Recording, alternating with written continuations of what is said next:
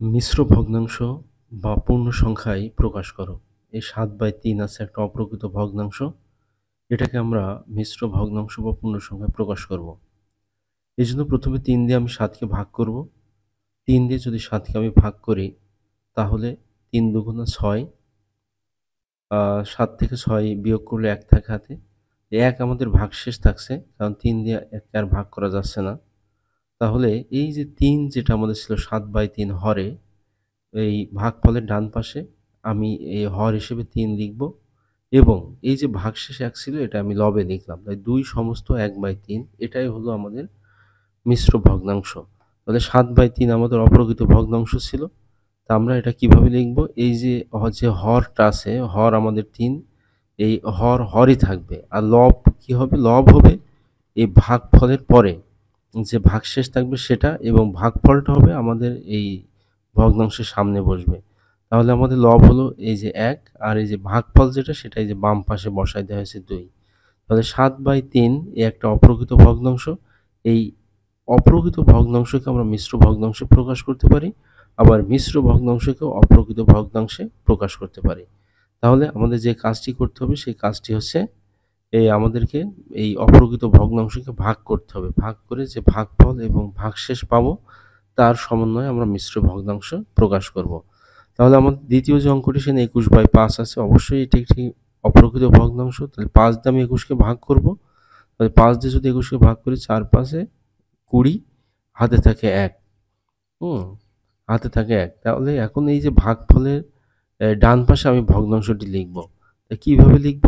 আমাদের যে হর আগে ছিল 5, অবশ্যই এই হর 5-ই হবে, এবং এখানে যে আমাদের ভাগশেষ ছিল 1, এই ভাগশেষ হবে হচ্ছে আমাদের লব। হ্যাঁ? লব হবে ভাগশেষ, এবং ভাগফল যেটা সেটা এই ভগ্নাংশের বাম পাশে বসে যাবে, এবং যে মিশ্র ভগ্নাংশটি সেটা 4 সমস্ত 1/5। আমরা আগের অঙ্কে দেখেছিলাম যে মিশ্র ভগ্নাংশ কিভাবে অপ্রকৃত ভগ্নাংশে পরিণত করতে পারি। তাই 4 সমস্ত 1/5 একটা মিশ্র ভগ্নাংশ। এর ক্ষেত্রে আমাদের হর হলো 5। আমরা জানি হরের সাথে পূর্ণ সংখ্যা গুণ করতে হয়। তাহলে 4 গুণন 5 এবং যে লব থাকে সেই লবটি যোগ করতে হয়। তাহলে আমাদের এখানে 4 5 20 হলো। 20 র সাথে 1 যোগ করলাম আর নিচে হলো 5। তাহলে 20 আর 1 কত হলো আমাদের? 21 আর নিচে হলো 5। হ্যাঁ? এভাবে আমরা মিশ্র থেকে অপ্রকৃত এবং প্রকৃত থেকে অপ্রকৃত মিশ্র ভগ্নাংশে পরিণত করতে পারি। 3 নম্বর অঙ্কটি আমাদের এখানে 36/9। তাহলে আমরা দেখি 36 কে যদি 9 দিয়ে ভাগ করি তাহলে 4 9 36, ভাগশেষ থাকে 0।